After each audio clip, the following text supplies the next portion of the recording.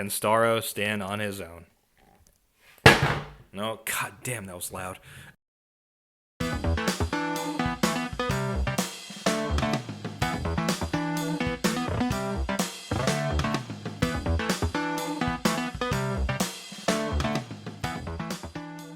Hey, what's happening, YouTubers? We're back with a brand new action figure review, and today we're taking a look at the new McFarlane Toys DC Multiverse Collect-to-Build Starro Wave. Now, this is a Target exclusive, and this was part of their year-long program for the Collect-to-Build Wave. Much like they did last year with the Batman Futures End Wave and the Joker Bot, this is their version of it this year, and I've been waiting patiently for Power Ring to come in just because I want to review the whole wave at once and not open them one by one. So just like I did with the Wakanda Forever wave, I'm going to review all of these at once, starting with Superman. But just letting you all know, this is all based on their appearance in the Crime Syndicate. But anyways, enough about all that. Let's go get started with Superman of Earth 3.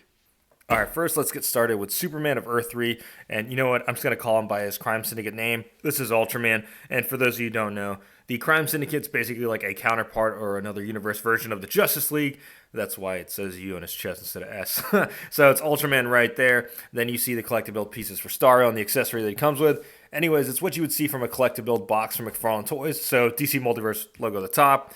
Yada yada in the middle, McFarlane Toys in the bottom, and then there is the full image artwork of Starro the Conqueror. Now, what's interesting on the bottom here, you see Ultraman being the first one that released in January, and the other ones kind of being blanked out. As the line progressed, you saw the images of them. But anyways, that's enough about this awesome box art. Let's go and get Ultraman out of the box. All right, here's Ultraman out of the box. Let's take a look at his accessories first. And for the morons out there that always reiterate, McFarlane doesn't give you anything but a base plate and a card. Here's the accessories. And by the way, Citizen V, Nighthawk, and Captain America, and freaking Speedball all say hi, so shut the f*** up. No, shut the f*** I'm sorry. I apologize, ladies and gentlemen, for getting out of pocket there. It's just because I see a lot of toy podcasts nowadays, and they're always talking about how these figures come with nothing but a base plate and a card. That's two more things than some Marvel Legends come with. Just calling it like it is. Anyways, after all that, he does come with a DC base plate that you see with all the McFarlane Toys figures. And he also comes with one of the 4 pieces for the Starro Build-A-Figure, and it looks like it's the middle part. And then he also comes with the Spore of Starro, which is pretty neat, just clips onto the chest there. Then, of course, like with all McFarlane Toys, DC Multiverse figures comes with a trading card, and you see the toy photography shot of Ultraman, and then on the back is a little read-up of Ultraman. Feel free to pause it if you want to go ahead and read it. Now let's take a look at the figure itself. We'll get started with the head sculpt first, and I do like this head sculpt of Ultraman. I do like the detail on the hair, and the sculpting of it looks really nice. Does have his eyes all red out. He's probably really freaking high. I'm going to take a look at the rest of the figure. I'm not going to spend too much time on this, just because we've already seen this body mold before. This is essentially the infected Superman body, just with some minor details when comparing it to the Rebirth one.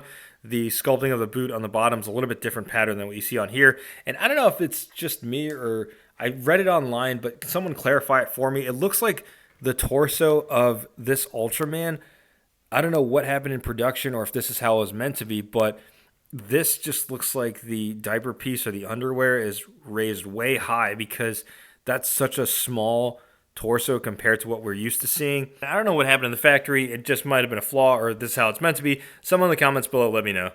Now, when taking a look at the emblem on his chest, I do like the sculpting of it. And I do like how it's like the emblems, they typically sculpt them on there. Unlike before we've seen with like Mattel or DC Direct, they'll just paint it on there. I do like the sculpting of him. One thing I will say that I don't like is this cape. It's this ridiculously big-ass cape, and I can see it hindering some of its stance or articulation, but like it's just heavy. So I get what they were going for. I just wish they would have used a little bit lighter material than this. All right, next we're going to take a look at Superwoman, and you can see I got this for clearance. But yeah, same thing you saw before, blah, blah, blah. Let's go and get Superwoman out of the box. All right, here's Superwoman out of the box. Again, DC base plate. And just like Ultraman, she does come with a Spore of Starro. Then, of course, she comes with this giant collectible piece for Starro. And, of course, here is the trading card of Superwoman with the image of the figure on the front. And then on the back is the data file. Feel free to pause it if you want to go ahead and read it. All right, now let's take a look at the figure itself. I'm going to get started with the head sculpt first. And I'm going to be honest with y'all, I don't really like this head sculpt. I can appreciate the sculpting work of it. I do like the sculpting of the hair. Looks kind of windswept sort of in action. It's cool. The face, not so much. And the reason why I say that is when looking at the source material for basing it off a Crime Syndicate, I feel like it could have been executed a little bit better in my opinion. just compared to what actually came out in figure form. But let me know what you all think in the comments below. Now, we'll take a look at the rest of the figure. This is where proportions matter, in my opinion. Like, I had a commenter who said a few months back that, all humans are different, so not everything's going to be in unison in terms of the leg scale. I understand that, and they make a great point. However, this is where I would say the legs are a little too long. The sculpting, like the overall outfit, is true to the source material, just the legs seem too long. And I get why they do this to fit in that 7-inch scale, but not every figure has to be close to 7 inches, just because proportion-wise, this just doesn't look right in my opinion. And I would like to think McFarlane Toys listens to the criticisms, but it's valid criticisms in my opinion. Let me know what you think if I'm going out of pocket here. I just feel like the legs are a little bit too long. For a figure like I just got this recently, the Arkham game Catwoman, it works for Catwoman's scale in my opinion. For this figure, not so much. And the reason why I say that, it just looks weird proportion-wise seeing the figure. We sort of saw the same issues before with this Wonder Woman 84 figure. Like, the figure looks great. The legs are a little bit too long. And like I mentioned, they don't have to stretch these figures out to fit the 7-inch scale. They can save money on plastic just by downsizing them just slightly so they fit in scale with the other figures in the line. But let me know your thoughts in the comments below, YouTubers, if you feel the same way or you're okay with the way they look. Having said all that, though, the overall look of this figure looks good. The sculpting, the detailing of her outfit, you can see the texture on there, looks nice. And then the way they were able to sculpt the ankle joints so it doesn't look like an ugly ball joint, fit well in the aesthetics of that. However, the legs are a little too long. Now, what I'm going to mention about this, I don't mean to rag on this figure. I do like the use of the faux butterfly joints. However, in terms of articulation, this figure sucks. I'm going to be quite honest with you. The torso there's no movement in the torso. Back somewhat, but forward nothing. And I don't know if it's because of the diaper piece hindering it, but there's no movement on here. Unlike the Endless Winter Wonder Woman, where there was movement in there, even though it had the overlay, this one has no movement at all in the torso, which sucks. But yeah, I appreciate the efforts. It's just the execution of this figure could have been a little bit better.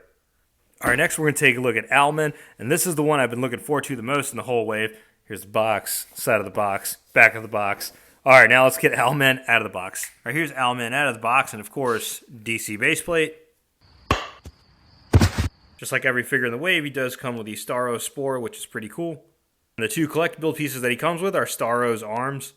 Of course, he comes with a DC trading card. Now, just like Superwoman, this looks more like a digital render of the figure than the actual figure itself. But on the back is the data file of Owlman. Feel free to pause it if you want to go ahead and read it. All right, now let's take a look at the figure itself. And we'd start with that head sculpt first. And I do like this head sculpt a lot. I like the sculpting of his eyes and I guess you can call it the cowls. This just looks really good. I think McFarlane Toys did a solid job sculpting this head sculpt. But let me know what you all think in the comments below. When taking a look at the rest of the figure, just everything looks awesomely sculpted. I do like the sculpting of the cape specifically, just the different layers on there. And like I mentioned before, something with the way they sculpt the rubber or the plastic of these capes, just make it look like it's fabric, but it's not. But overall, I do like the sculpting of the utility belt as well. The gauntlet or the gloves just look awesome. The texture of the torso looks awesome too. Now here's the interesting part. It does have the diaphragm cut. And the ball joint at the hip isn't separate from the utility belt like we've seen it before. It's actually separate from the diaper piece. This is actually attached to the midsection here, but it still has the ball joint at the hip. So they sculpted it pretty well. But yeah, just overall just happy with this. And also happy with the way they sculpted the boots, because there's the ankle ball joints are not ankle ball joints anymore. It just looks like one consistent boot now. So I got to give credit where credit's due. Next thing they just got to work on is just scaling. All right, last and certainly not least, we're going to take a look at Power Ring. So there's the box art, yeah. And then here's the thing now. Everything is now filled out on the bottom there. It's no longer a mystery who it's going to be. All right, that's enough about that. Let's get Power Ring out of the box. All right, here's Power Ring out of the box. And, of course, DC base plate. Look out, Homer. Then the collectible piece for Starro that he comes with are the legs, the final piece that we need. And, of course, just like the other figures, he comes with the Spore of Starro. And here is the DC trading card that he comes with. And just like Owlman and Superwoman, it looks like it's a digital render of the figure instead of the actual figure itself in toy photography. It's interesting that they chose to do this for 3 out of the 4 cards. I kind of wish they would have done it with Ultraman just so it would have been in unison. But it is what it is. But on the back is the data file. Feel free to pause it if you want to go ahead and read it. All right, now let's take a look at the figure itself, and we can start with the head sculpt first. And I do like the head sculpt for Power Ring. I do like the way they sculpted on that mask on there, his expression and the wrinkles on his forehead. Like this thing, ooh, looks like a little plastic bleed. I don't know what the hell that was, but it does look good overall. I do like the sculpting of this. And then when we take a look at the rest of the figure, this is essentially a reuse of the Parallax Hal Jordan figure, but I wouldn't know because I'd never got one because frickin' Walmart sucks. But it is a reuse of that, or I guess you could say Parallax Hal Jordan's a reuse of this. I don't know. Let me know what you think in the comments below. But I do love the design of Power Ring's suit. I do like his shields on here and his emblem right there. Just like I mentioned before, it is sculpted on there instead of painted like you've seen on other figures. But the pattern and the texture on this looks pretty good. I'm not going to lie, the diaper piece does look kind of big in my opinion, but it is overall just a nicely sculpted figure. I do notice, though, that it is still using the ball joints on the wrist and the ankles, but it's well hidden, so it's not too big of a deal for me. As long as there's ways to hide them, I'm okay with them still using that. But yeah, I do like the design overall of this suit. Notice I don't really go much to articulation when it came to these other figures, but I will say this, the ab crunch on here is better than I've seen on most McFarlane figures. So it's not too bad, but then again, the ball joint at the waist does help a lot. I guess kind of.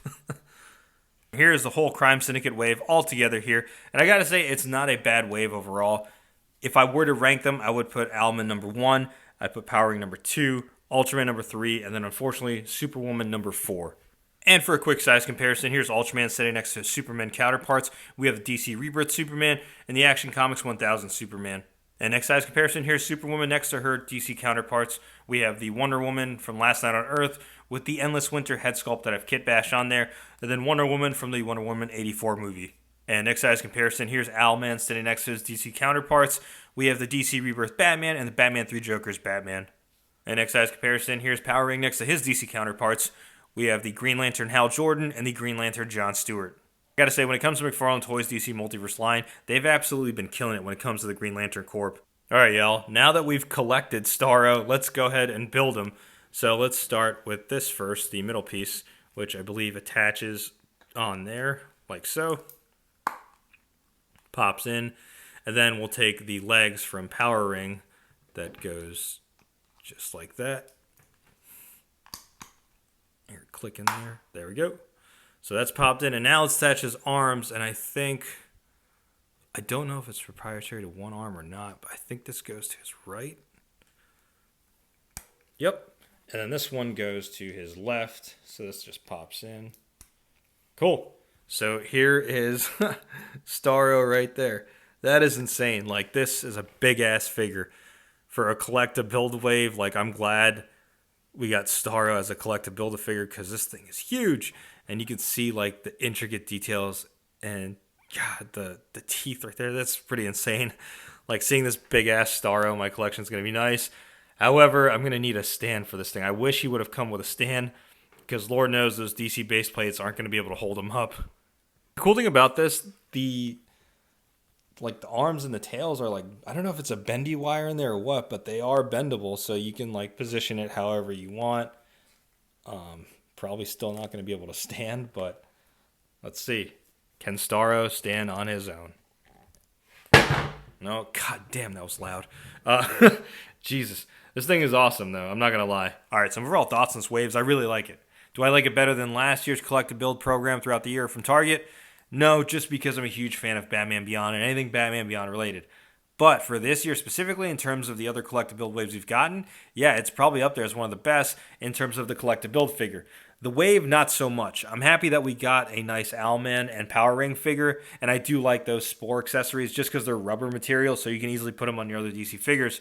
However, where this Wave's lacking are the other half. I'm not really fond of the Ultraman and Superwoman figures, and also just proportion-wise, it just looks weird to me.